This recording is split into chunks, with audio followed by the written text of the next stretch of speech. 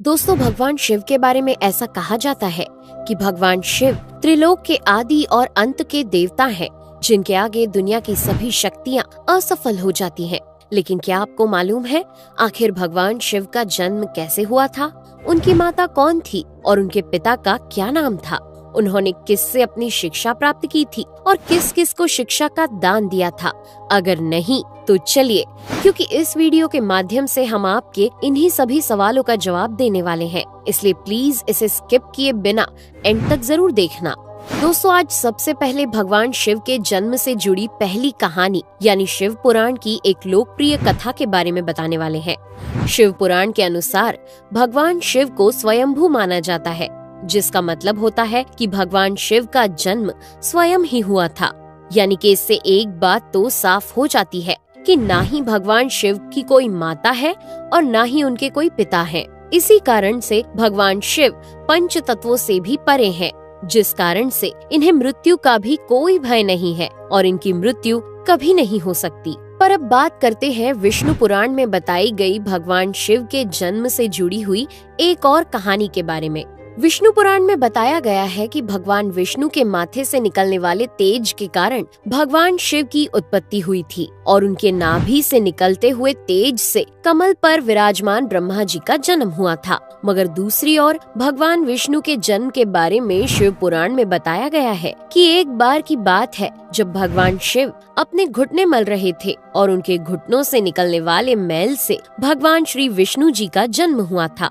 पर अगर ऐसा हुआ है तो विष्णु पुराण और शिव पुराण एक दूसरे से बिल्कुल अलग हैं। इस कथा के अलावा भगवान शिव के जन्म की एक और पौराणिक कथा काफी ज्यादा पॉपुलर है, जिसे शायद आपने बड़े बुजुर्गों से सुना होगा। पर अगर नहीं सुना तो आपकी जानकारी के लिए बता दें कि एक बार की बात है जब भगवान विष्णु और परम ब्रह्मा जी के बीच इस बात पर बहस छिड़ गई थी कि आखिर इस संसार में सबसे महान कौन है। और जब भगवान विष्णु और भगवान ब्रह्मा इस बात को लेकर बहस कर रहे थे तो एक जलते हुए खम्बे के रूप में महादेव उनके बीच आए थे। दोस्तों, वो दोनों इस रहस्य को नहीं समझ पाए और तभी अचानक से एक आवाज आई जिसने कहा कि जो भी इस खम्बे का छोर ढूंढ लेगा वही सबसे महान कहलाएगा। ऐसा सुनते ही ब्रह्मा जी ने एक पक्षी का रूप लिया और खम्बे का ऊपरी हिस्सा ढूंढने निकल गए। वहीं विष्णु जी ने वराह का रूप धारण किया और खम्बे का अंत ढूंढने निकल गए।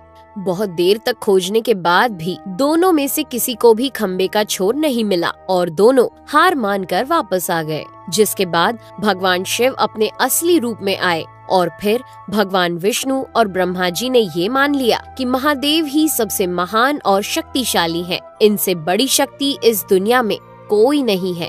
इसके साथ ही शिव पुराण में बताया गया खम्बा इस बात को दर्शाता है कि ना ही भगवान शिव जन्मे थे और ना ही उनका कोई अंत है।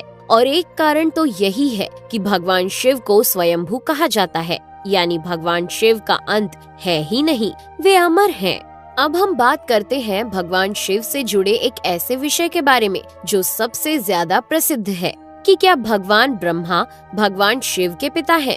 जी हाँ, इनकी ये कहानी लोगों के बीच काफी प्रसिद्ध है। तो आपको बता दें कि आखिर किस प्रकार भगवान शिव ने ब्रह्मा पुत्र के रूप में जन्म लिया था। इसके पीछे विष्णु पुराण की एक पौराणिक कथा है, जिसके अनुसार जब धरती, आकाश, पाताल या कहें पूरा यूनिवर्स जलमग्न यानी पानी में डूबा हुआ था, तब भगवान विष्णु के अलावा कोई भी देव या प्राणी इस संसार में नहीं था। तब केवल विष्णु ही जल सतह पर अपने शेष नाग पर लेटे हुए नजर आ रहे थे। जिसके बाद उनकी नाभि से कमल की डंडी पर ब्रह्मा जी प्रकट हुए और जब भगवान ब्रह्मा और भगवान विष्णु इस यूनिवर्स से संबंधित बातें कर रहे थे तब भगवान शिव प्रकट हुए, जिसके बाद ब्रह्मा ने उन्हें पहचानने से इनकार कर दिया। इस कारण से भगवान शिव रूठ गए और उनके रूठ जाने के कारण भगवान विष्णु ने उन्हें दिव्य दृष्टि प्रदान कर ब्रह्मा जी को भगवान शिव की याद दिलाई। जिसके बाद भगवान ब्रह्मा को अपनी गलती का एहसास हुआ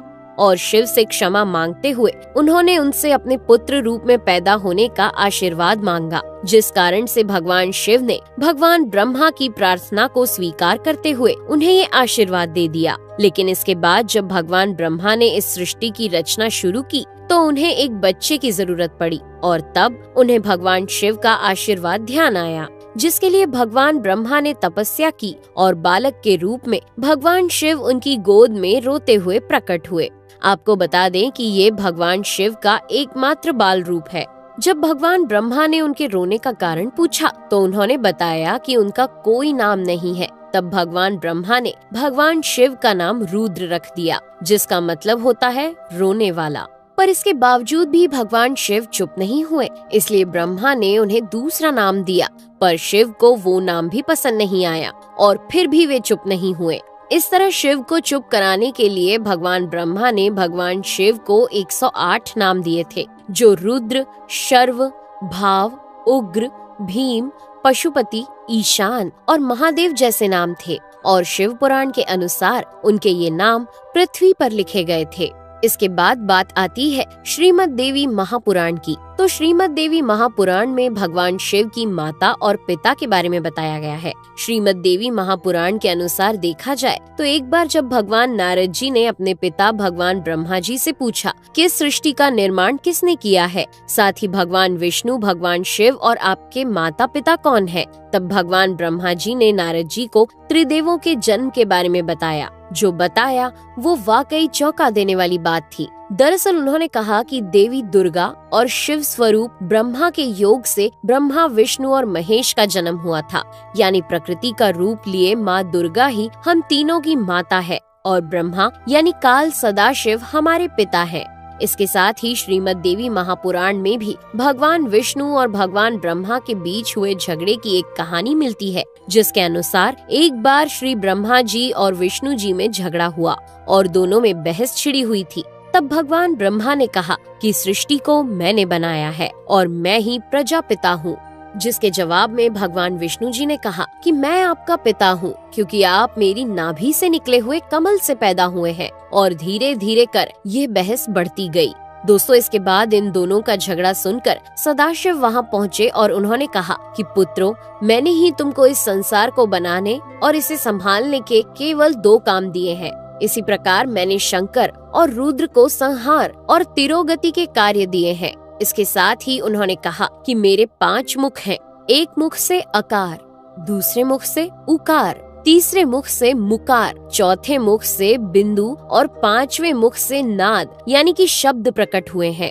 उन्हीं 5 को एक साथ मिलाकर देखा जाए तो एक अक्षर ओम बनता है, जिसे आज हम सभी भगवान शिव के मूल मंत्र के रूप से जानते हैं। इतना कहने के बाद भगवान ब्रह्मा और विष्णु दोनों ही समझ गए कि भगवान शिव से ज्यादा शक्तिशाली इस दुनिया में कुछ भी नहीं है और दोनों ने भगवान शिव को प्रणाम किया और चले गए। चलिए दोस्तों, अब जब आप भगवान शिव के बारे में इतना तो जान ही चुके हैं, तो क्या आपको पता है कि आखिर भगवान शिव ने किससे शिक्षा प्राप्त की थी और उनके गुरु कौन थे?